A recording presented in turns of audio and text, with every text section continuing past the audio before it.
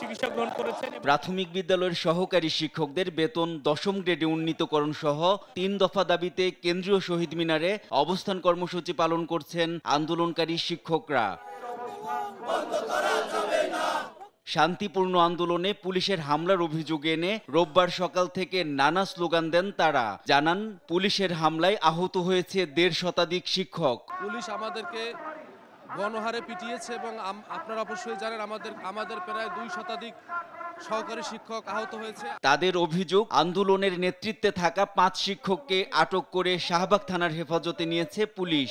উপজেলা পর্যায়ে যে টিউ আছে, আমাদেরকে যে নির্দেশনা দিয়েছেন সেই নির্দেশনাকে আমরা এই মুহূর্তে মানতেছি না।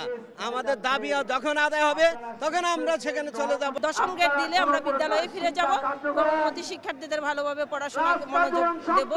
অনতিবিলম্বে ৩ দফা দাবি বাস্তবায়নের ঘোষণা, আটক শিক্ষকদের মুক্তি, প্রাথমিক ও গণশিক্ষা উপদেষ্টার পদত্যাগ দাবি করেন শিক্ষকরা।